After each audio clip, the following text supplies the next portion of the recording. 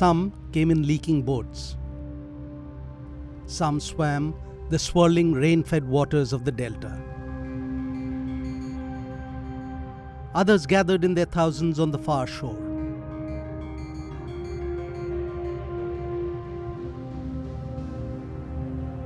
Those who could navigated the choppy seas.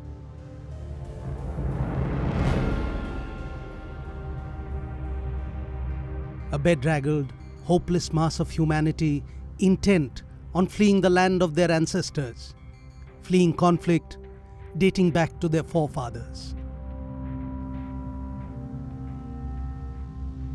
They came in desperation, they came in droves, they came pursued by hunger, they came separated from their families, they came in the company of death. As villages in Rakhine burned and the Rohingyas fled, the world could not but take notice of what was happening. There were voices of protest and indignation from all over the world, but the loudest noise was that of the silence of one whose voice might have mattered the most. That voice was of a Nobel Peace Prize winner, a person who for decades had fought against the military junta in Myanmar, a voice that spoke of the power of non-violence, a person easily the most recognizable from that country, and a person that the international community looked upon to stop the killing of her countrymen. Our person of interest this week is Aung San Suu Kyi, under scrutiny for not trying to save the Rohingyas. Daw Suu Kyi, as she is known, is the perfect blend of Western liberal views with Eastern sensibilities. Oxford educated, highly intelligent, articulate and photogenic, she has always been a favorite of the international media. The frail-looking yet resolute and iron-willed lady who could take on the stocky army generals of the Burmese junta.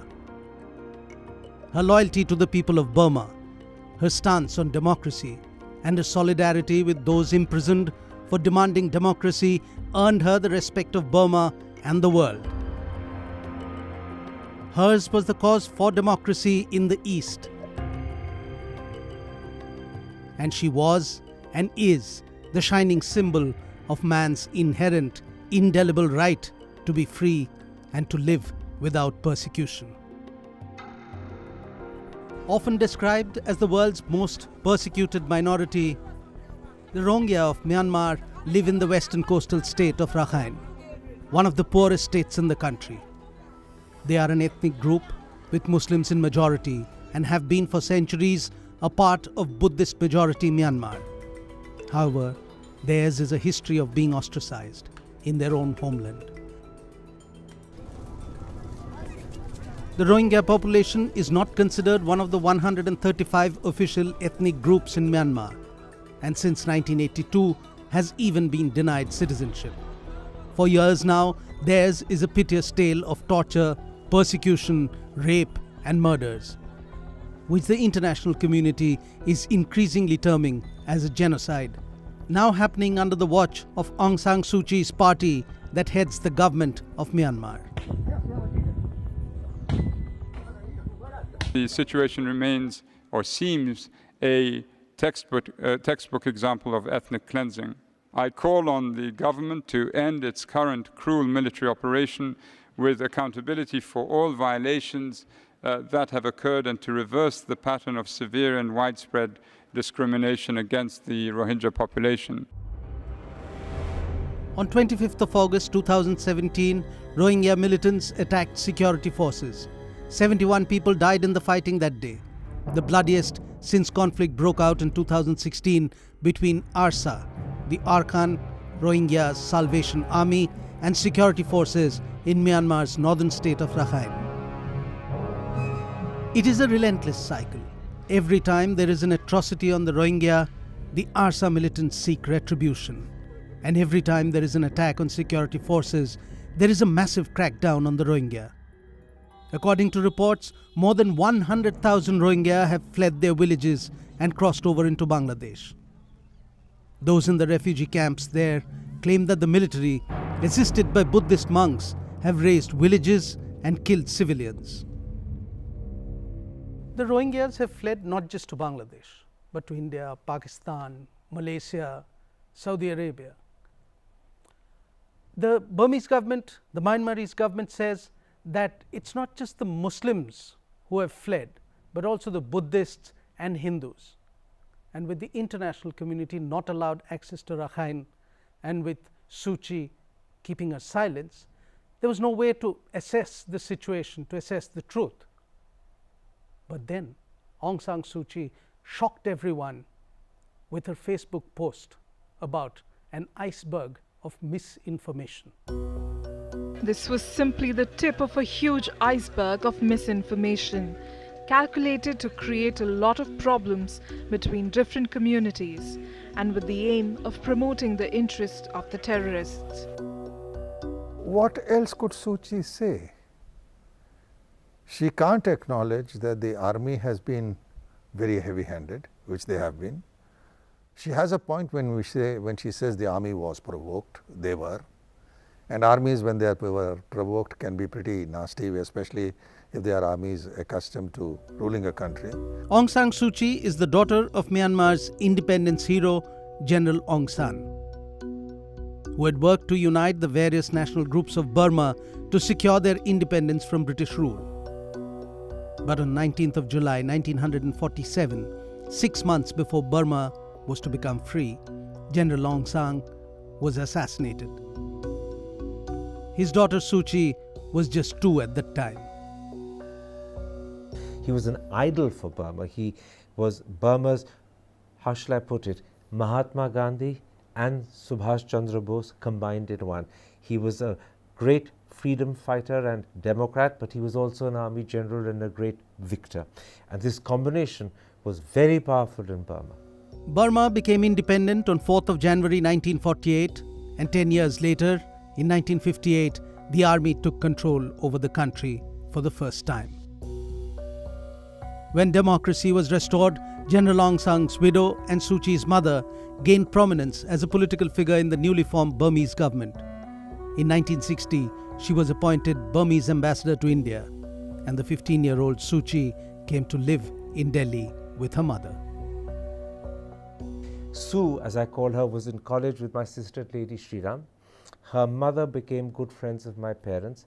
As a child, I would often go across to her mother's home and have khao sway. I loved khao sway, and in particular something that her mother's cook used to make, black rice pudding. I was a small little fat boy, as Sue often teases me, and her mother would feed me almost like a little pig. In 1962, there was another military coup in Burma, beginning the country's decline under military leadership. In 1964, Suu Kyi left India for Oxford University in the UK, where she studied philosophy, politics and economics. It was here that she met Michael Eris, whom she married in 1972. Sue was always a very idealistic woman. She had a very keen sense of idealism and a very firm, determined commitment to her principles. I remember a little story from Oxford in the 1970s, which shows you what sort of person she was and how she would respond to even the slightest hint of racial prejudice. I had been babysitting her son, came, Michael and Sue had returned after a movie they'd gone to see, and she'd said, let's have some cake and coffee before you go back. And while sitting, chatting, I told her a joke about the Chinese people, and unthinkingly, I called them chinks. And instantly she interrupted and she said, that's not acceptable, Karan. Not even in humor can you do that. And I could tell from the seriousness of her tone that she really meant what she was saying. And that's, to me, an indication of her firm principles and her absolute rigid refusal to accept any form of racial prejudice, which is why her attitude to the Rohingyas today and her silence is so surprising. It goes so completely against the character that I knew as Sue. In 1988, When Aung San Suu Kyi went back to Rangoon to look after her critically ill mother, her homeland was in the midst of a major political upheaval. Thousands of Burmese were taking to the streets every day, protesting against the military junta, demanding democratic reforms. And Suu Kyi, because of her pedigree, because of who her father had been and who her mother was propelled into leading the fight against military dictator General Ne Win.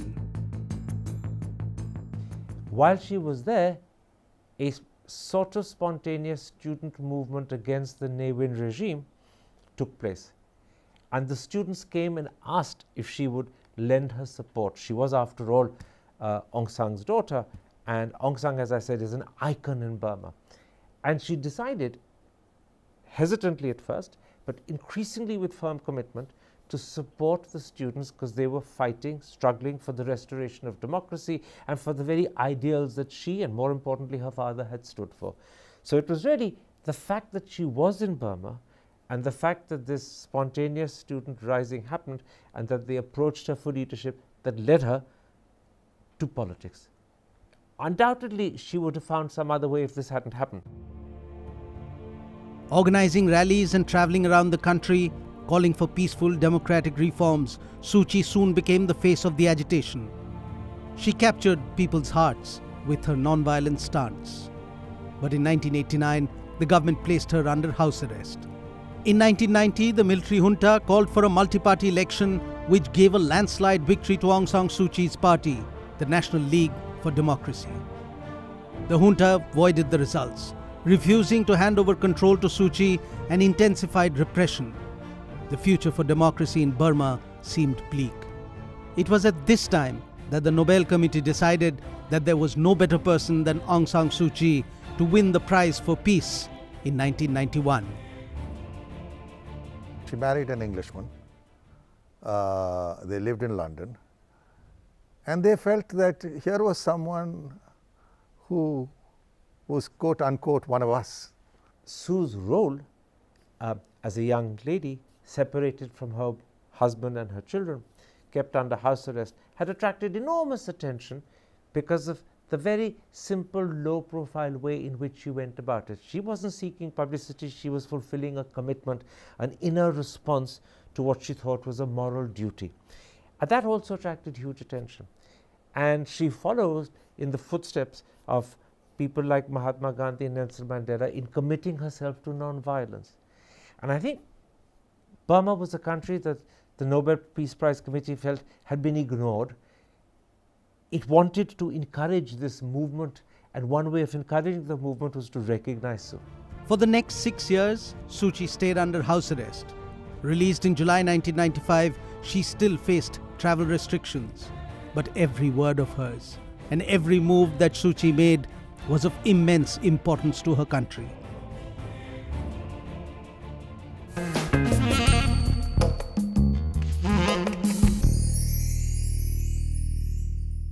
When Suu Kyi was under house arrest in what used to be her mother's house by the river, passers-by would often hear the strains of bark floating down from the house. And not allowed much access with the outside world, not even with her family, Suu Kyi remained in the center of Western media's interest. But it was a heartbreaking story in a sense, because a mother under house arrest, and thousands of kilometers away, her 2 sons and husband in UK, not allowed to set foot into Burma. In 1997, Suu Kyi's husband of 25 years, Michael Harris, was diagnosed with prostate cancer, and he was again denied visa by the Burmese government.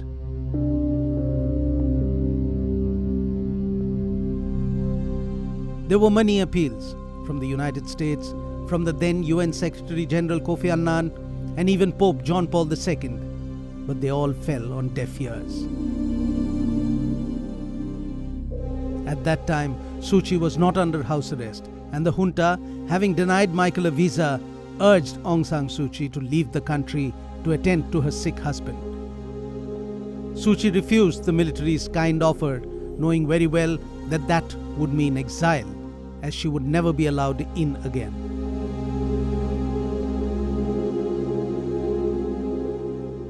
Suu Kyi recorded a farewell video message for Michael. Then, with great difficulty and stealth, it was smuggled out of Burma, only to reach England 2 days after Michael had passed away.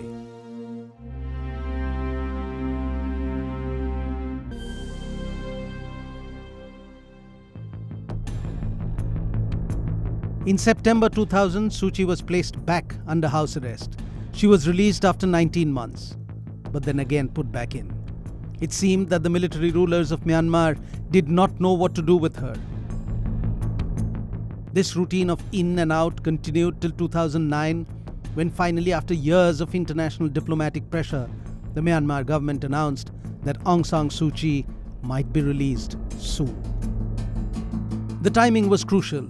Burma, now called Myanmar, was facing elections, but the junta had made sure that Suu Kyi was not allowed to run for elections. In October 2010, after 15 years of detention over a period of 21 years, Aung San Suu Kyi was released from house arrest.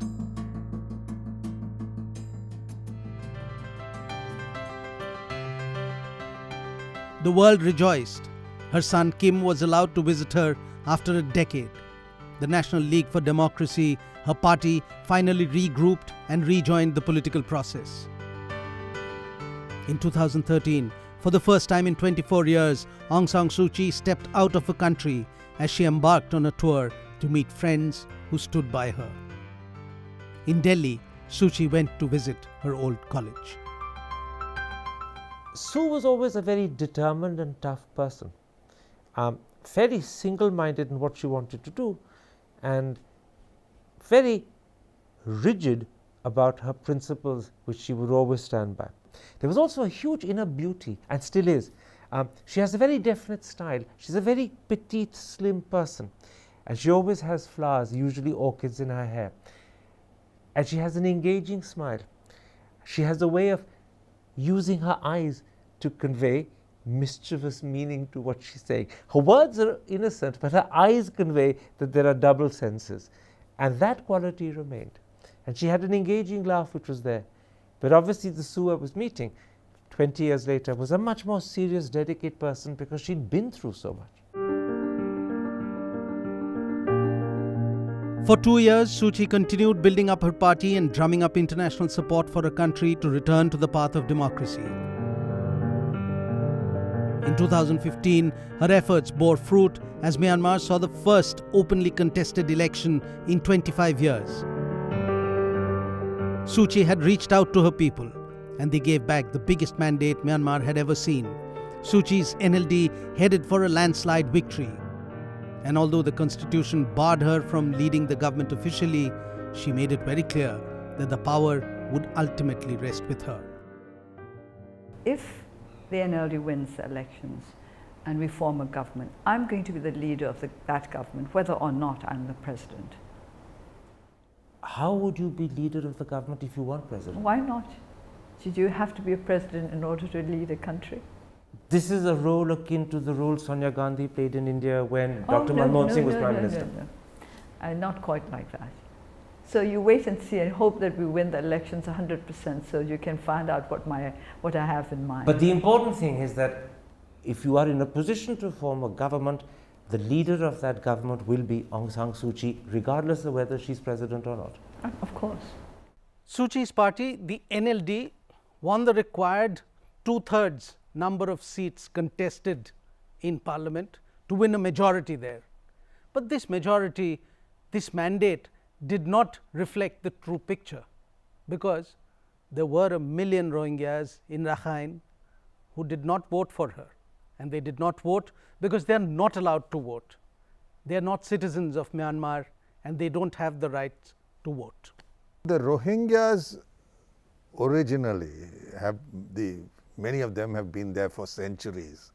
So for them to say they are not Burmese or they are foreigners is not entirely correct. But they do have a civil law that those who came earlier but were not registered as citizens, after 1823, that they would not be citizens. and that was repeated in the subsequent legislation. So they were left with a weird non-citizenship status. The Rohingya issue is one that's been simmering and occasionally boiling to the surface from the 40s. The Rohingya sided with the British, whilst the vast majority of Burma, pretty close to 95 or 95% of the country, sided with the Japanese. That first created a difference between the Rohingyas and the rest. Then in the early years after Burma's independence, the Rohingyas on one, maybe two occasions, sought a separate Muslim homeland for themselves. So Suu knew that the bitterness between the rest of the country and the Rohingyas would be a challenge that she would have to face sooner rather than later. For both those, and when I spoke to her in 2015, she said to me, one of the reasons why today I'm silent is because silence guarantees my capacity to be impartial when I come to power. Taking sides would assure that the other side dislike me. And I want reconciliation. Condemnation is an obstacle to that. And that's why I say the compromise she struck was one that had to be struck, but the nature of this compromise was wrong because she tilted far too much to the side of retaining her power and influence such as it is, and moved away far too much from the principles that she stood for. Suu Kyi's silence on the Rohingya crisis amidst international condemnation highlights the compromises she has possibly had to make. The military in Myanmar still controls three vital ministries: Home Affairs, Defence and Border Affairs. The constitution drafted by the previous military government guarantees the armed forces 1/4 of the seats in parliament. So in a defence, although Aung San Suu Kyi has the mandate, it is the generals who have the real power. 25% of the members of parliament are nominated by the army chief. He wields more power than most political parties. You must remember, she was an army general's daughter. She is an army child. The Burmese army is an army that she has, I suppose, mixed emotions about. An enormous fondness, respect, regard for, because it was her father's army. And a certain sense of concern and apprehension of, because it was the army that had displaced democracy. The army is a state within a state, and it wields immense power. And on this particular Rohingya issue, there is a very strong public opinion in favor of a clampdown, and it is being used by the military, backed by the Buddhist clergy. Now, really, I think the world is being unfair to Suu Kyi to ask her to condemn it. If she does it, she's finished politically.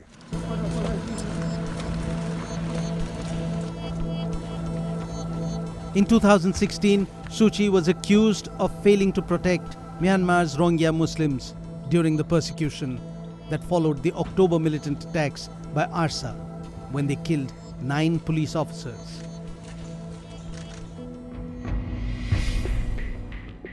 On 4th of September 2017, Yanghee Lee, the UN Special Rapporteur on Human Rights in Myanmar, criticized Suu Kyi's response to the really grave situation in Rakhine, saying, "The de facto leader needs to step in. This is what we would expect from any government to protect everybody within their own jurisdiction." The global outrage flooded the internet, from Malala Yousafzai to Suu Kyi's old friend Archbishop Desmond Tutu. The criticism grew and people raged.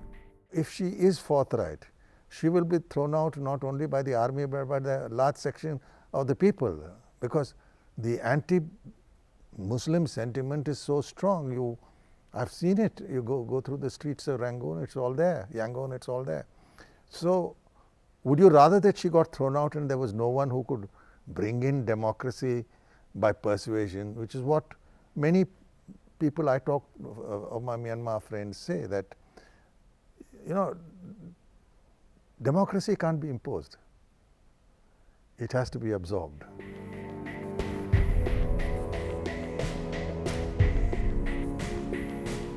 A global change.org petition asked the Nobel Institute to revoke the Nobel Peace Prize. The foundation had never received such a petition, and although it refused to do so, the anger kept growing. She's a deeply thoughtful, understanding, intelligent lady who's well aware, far more than you and I, of the predicament she is within. And she's well aware that values that she's cherished, for which she is renowned internationally, look as if they're being compromised. But she's also aware that a certain compromise was inevitable given her position. That understanding of her predicament is her greatest strength, because it gives her the capacity to self-correct. Her greatest weakness is that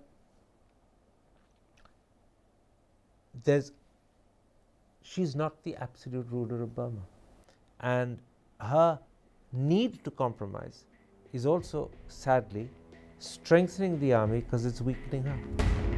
On September 13th, Aung San Suu Kyi's office announced that she would not be attending the UN General Assembly debate being held to discuss the humanitarian crisis. A Myanmar government spokesman stated, perhaps she has more pressing matters to deal with.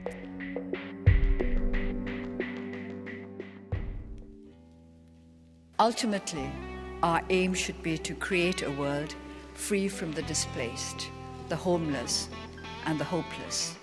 A world of which each and every corner is a true sanctuary where the inhabitants will have the freedom and the capacity to live in peace.